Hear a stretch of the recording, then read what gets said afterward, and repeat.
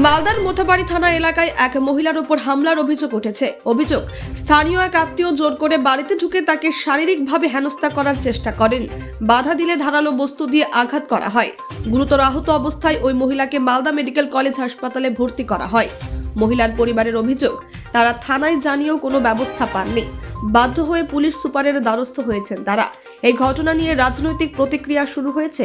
পুলিশের নিষ্ক্রিয়তার অভিযোগ তুলে সরব হয়েছে বিরোধী দল। অন্যদিকে শাসক দল বিরোধীদের পাল্টা আক্রমণ করেছে। এই ঘটনায় এলাকায় চাঞ্চল্য ছড়িয়েছে। স্থানীয়রা অপরাধীর বিরুদ্ধে দ্রুত ব্যবস্থা নেওয়ার দাবি জানিয়েছেন।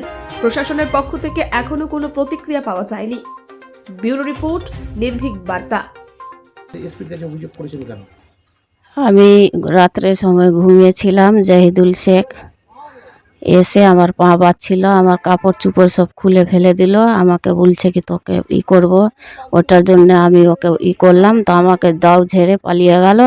পালাবার পরে আমি ফের থানাতে অভিযোগ করলাম।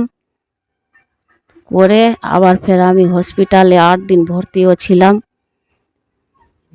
কেন করছিল আপনাকে? দাও দিয়ে মারলো কেন? খারাপ কাজ করবে আমার সঙ্গে, বা জান থেকে মারার চেষ্টা করবে, বা খারাপ কাজ করবে। থানায় অভিযোগ করেছেন?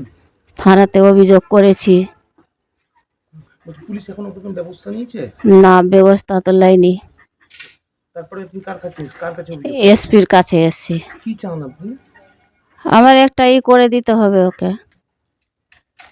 এই জাহিদুল শেখ কে হয়? না, আমার কেউ হয় না, এমনি আত্মীয়। এলো, ওকে খাওয়া দাওয়া সব ভালো করে করলো। রাত্রির সময় আমার মেয়েকে দড়ি দিয়ে বেঁধে আমার মেয়েকে যখন দাও নিয়ে কাটলো, তো আমার মেয়ে দেখছে যে আমার খুলে দিল, অলঙ্গ করে দিল। অলঙ্গ করে আমার মেয়েকে যখন আমার মেয়ে চিৎকার করলো, তো আমার মেয়েকে দা নিয়ে কেটে চলে গেল, পালিয়ে গেল। যখন পালিয়ে গেল, আমার মেয়ে ফের থানাতে আমি গেলাম। থানাতে সব কিছু বললাম। থানা আজ পর্যন্ত কোনো কিছু বললো না। এই জন্যে আমি এসপির কাছে আসলাম। এসপিকে বললাম যে আমার মেয়েকে যে এইভাবে কাটলো, আর আমার মেয়েকে অলঙ্ক করে, আর আমার মেয়েকে এইভাবে করে ও যে পালিয়ে গেল, আজ পর্যন্ত থানা জিজ্ঞাসা করছেন না। কে করলো এটা? জাহিদুল করলো। কোন থানায় অভিযোগ করেছিলেন আপনি? মোথাবাড়ি থানা। কি চান আপনি এসপির কাছে? আপনি এসপির কাছে চাচ্ছি কি আমার মেয়েকে যে এইভাবে করলো, তো আপনার কি করলে ভালো হবে আমাকে করে দেন। বিচার চান? আমি বিচার চাচ্ছি। যেটি হচ্ছে একটা মহিলাকে মারধর করা হয়েছে। পুলিশ কমপ্লেন নিয়েও কিছু করছে না। রাজ্যের মুখ্যমন্ত্রী মহিলা, কিন্তু তারপরেও পুলিশের এই অবস্থা।